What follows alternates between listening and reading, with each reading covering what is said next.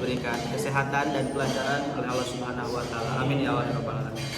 Baik, teman-teman, di sini kami dari kelompok 1 akan belajar mempresentasikan apa saja yang menjadi pembahasan saya dan teman-teman semua pada kali ini, yaitu kita akan mempresentasikan tentang dasar pemikiran adanya teknologi pendidikan dan prospek teknologi pendidikan, yang mana untuk pemateri pertama yaitu disampaikan oleh saya sendiri mengenai itu, makalahnya udah kami share ya di grupnya, mengenai pengertian teknologi pendidikan. Nah, sebelum itu, apa itu teknologi pendidikan gitu kan? Ya, secara latar belakang lahirnya sebuah kebutuhan meningkat secara bermutu proses belajar mengajar. Itu mungkin salah satu arti teknologi pendidikan. Nah, kenapa hal ini diadakan? Konsep ini diadakan sebagai prinsip-prinsip ilmiah dan teknologi untuk mengatasi masalah-masalah yang ada di ranahnya pendidikan. Nah, teknologi pendidikan juga itu bisa memahami bagaimana konsep ruang lingkup dan tujuan dalam pembelajaran yang ada pada zaman sekarang, atau katakanlah zamanlah modern. Nah, ada juga di sana dikatakan ada makna luas juga, bagaimana bukan hanya sekedar alat ataupun perangkat elektronik, ya, itu salah satu teknologi pendidikan. Nah, jadi makna sebenarnya bisa kita analisis juga bahwasanya mencakup keseluruhan proses.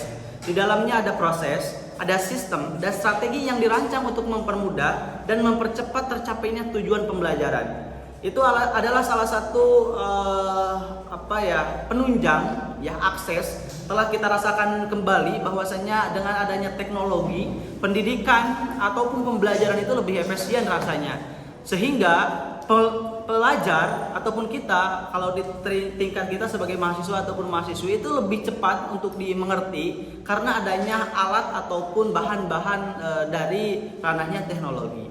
Nah, menurut AECT, Association or Education Community, studi dan praktek etis dalam memfasilitasi pembelajaran secara meningkatkan kinerja. Jadi menurut pandangan tadi dikatakan bahwa studi untuk dan praktek etis memfasilitasi pembelajaran secara meningkatkan kinerja. Jelas, ketika nanti kita menjadi seorang pengajar, menjadi seorang guru, alat teknologi ini ya, dasar-dasar teknologi salah satunya tadi itu sebagai bahan meningkatkan kualitas kinerja kita.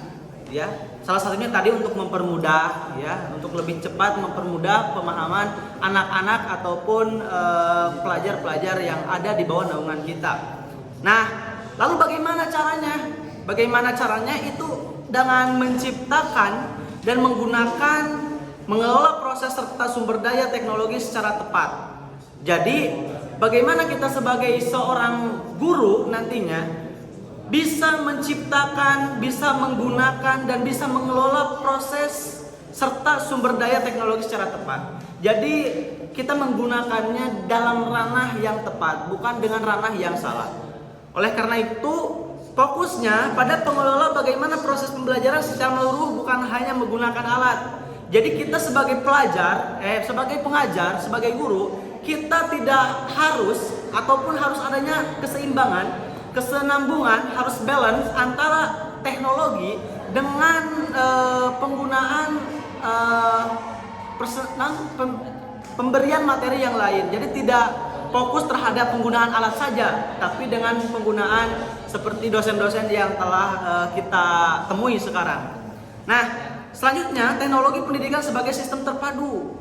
Di sana dijelaskan bahwa teknologi pendidikan adalah sistem terpadu yang menggabungkan berbagai unsur untuk menciptakan pembelajaran berkualitas.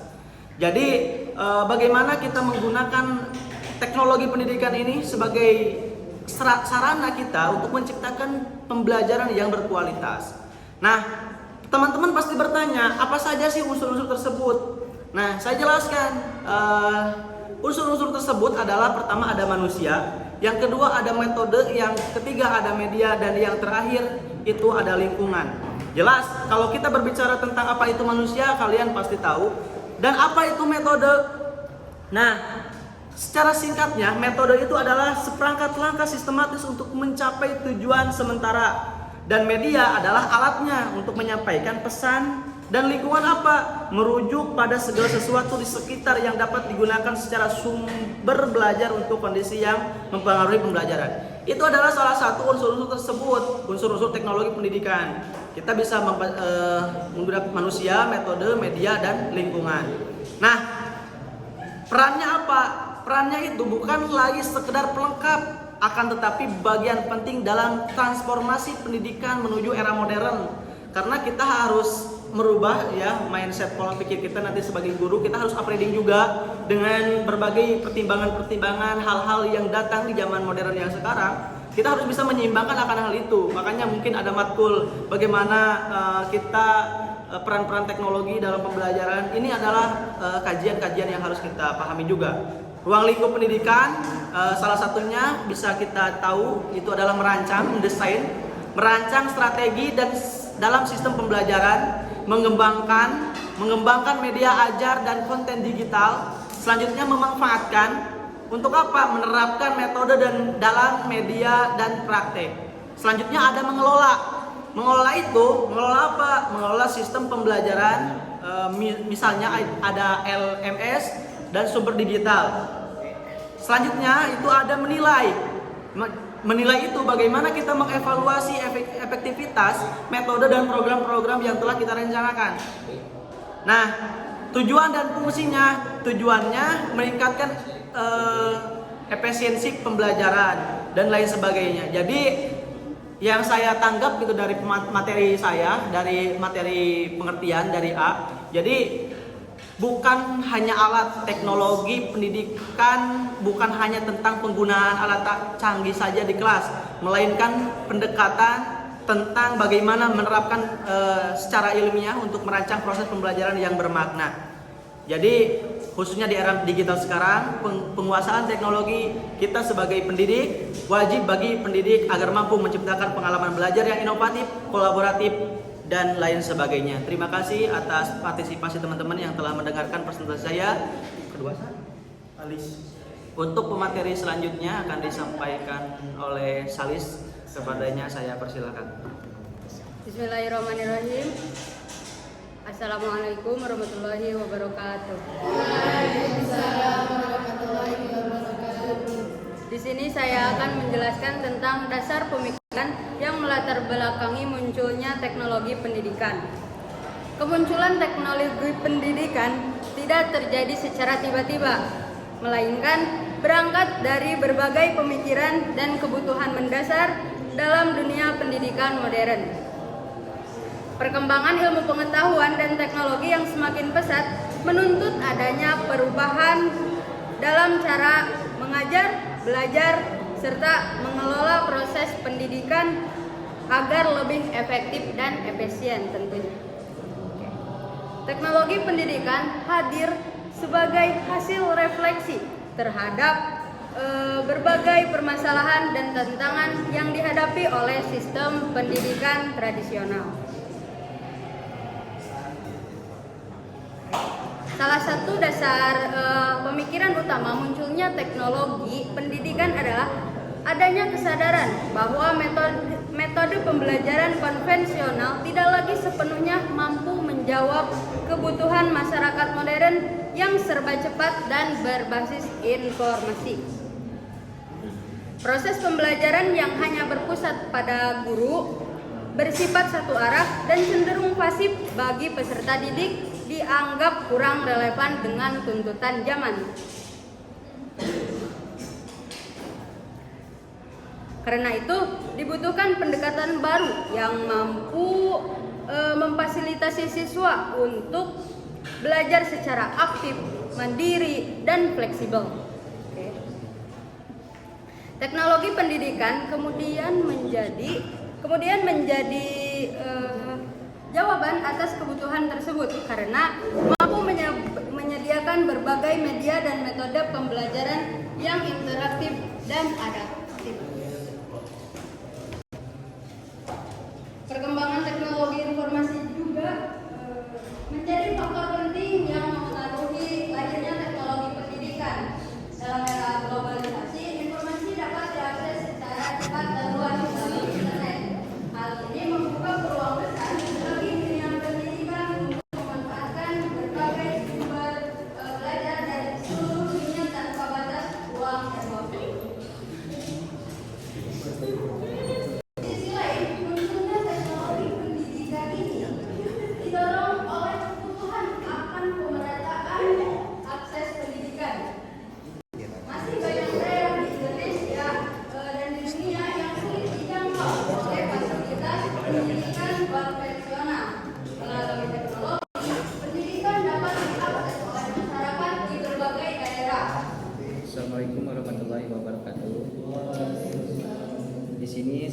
akan melanjutkan pemateri yang sebelumnya. Di sini saya akan menjelaskan tentang peranan teknologi dalam pembelajaran. Teknologi memiliki peran yang sangat penting dalam proses pembelajaran, terutama di era digital saat ini. Yang mana kehadiran teknologi saat ini dalam dunia pendidikan telah membawa perubahan yang sangat signifikan untuk membantu guru, siswa, serta bagaimana interaksi pendidikan itu tersendiri berjalan secara langsung. Pembelajaran yang dahulu bersifat konvensional dan berpusat pada guru kini bisa dicari, diakses oleh peserta didik, yang mana lebih interaktif, fleksibel, dan berpusat pada peserta didik, yang mana banyak sekali peranan teknologi, diantaranya sebagai media pembelajaran yang bisa disampaikan melalui video, animasi, dan lain sebagainya. Yang pertama, peranan penting itu yang menonjol dari teknologi adalah sebagai media pembelajaran.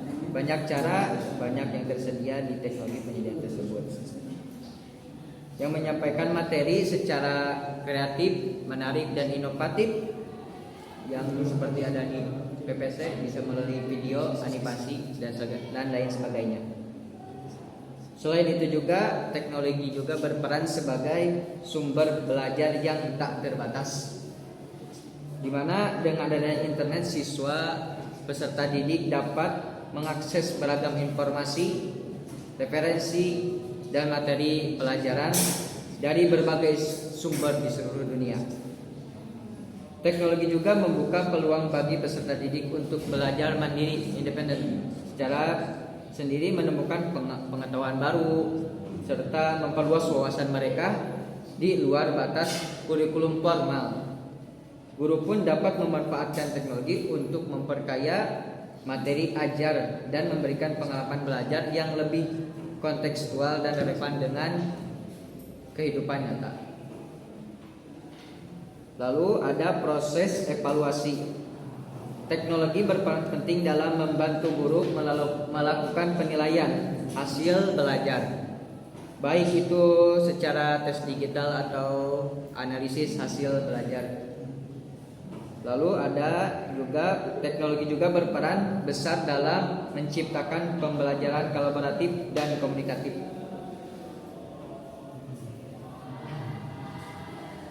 yang mana bisa melalui kelas virtual, forum, atau daring Zoom. Selain itu juga ada yang lebih jauh lagi, teknologi pendidikan memungkinkan terwujudnya pembelajaran jarak jauh dan fleksibel, sistem learning atau mobile learning kini menjadi sebagian penting dan ekosistem dalam pendidikan modern. Cukup sekian yang dapat saya sampaikan. Assalamualaikum warahmatullahi wabarakatuh. Assalamualaikum warahmatullahi wabarakatuh. Baik, di sini saya akan membawakan materi tentang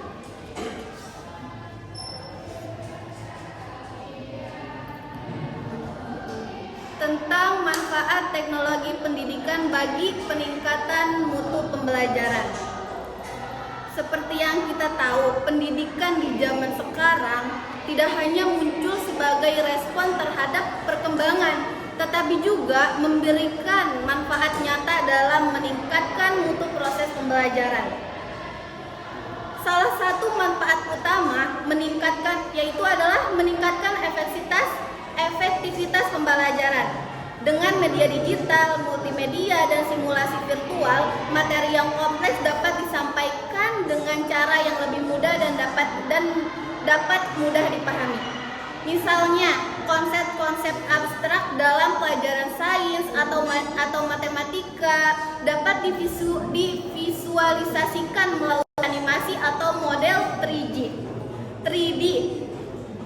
sehingga siswa dapat lebih mudah memahami materi dengan lebih cepat dan mendalam. Nah, teknologi pendidikan juga sangat berperan dalam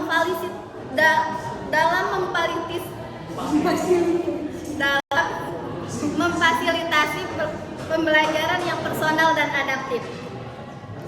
Sistem pembelajaran digital seperti Learning Management System atau yang disebut LMS dan aplikasi pembelajaran berbasis AI memungkinkan guru untuk menyesuaikan materi dan metode belajar sesuai kemampuan serta gaya belajar masing-masing siswa. Dengan pendekatan ini, setiap siswa dapat belajar dengan kecepatan yang sesuai sehingga potensi belajar mereka dapat dimaksimalkan oleh guru tersebut. Selain teknologi, pendidikan selain itu teknologi juga mendorong pembelajaran interaktif dan kolaboratif. Saya akan melanjutkan materi tentang pemanfaatan kecerdasan prospek teknologi pendidikan di masa depan. Salah satu prospek paling menjanjikan adalah penerapan teknologi kecerdasan buatan dalam sistem pembelajaran AI. Dapat membantu menciptakan proses belajar yang bersifat personal dan adaptif. Sistem pembelajaran berbasis AI mampu menganalisis kebutuhan, kemampuan dan gaya belajar masing-masing peserta didik, lalu menyesuaikan materi serta metode pembelajaran yang sesuai. Dengan demikian setiap siswa dapat belajar sesuai kemampuannya sendiri. Di sini ada beberapa poin.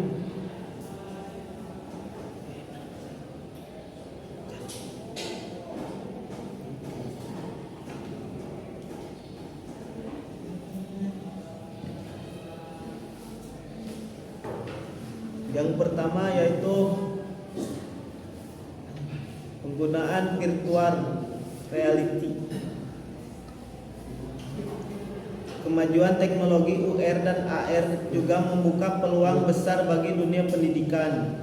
Dengan UR, siswa dapat masuk ke dalam lingkungan belajar yang imersif seperti menjelajahi, memungkinkan siswa melihat objek digital di dunia nyata. Poin yang kedua yaitu perkembangan pembelajaran daring dan hybrid. Teknologi pendidikan juga mendorong perkembangannya model pembelajaran jarak jauh dan pembelajaran campuran. Model ini memberikan fleksibilitas waktu dan tempat, memungkinkan siswa untuk belajar kapan saja. Poin yang ketiga yaitu analisis data pembelajaran. Teknologi memungkinkan pengumpulan dan analisis data pembelajaran secara mendalam. Melalui layering analytics, guru dan lembaga pendidikan dapat mengetahui pengembangan kemampuan siswa. Sekian dari saya. Wassalamualaikum warahmatullahi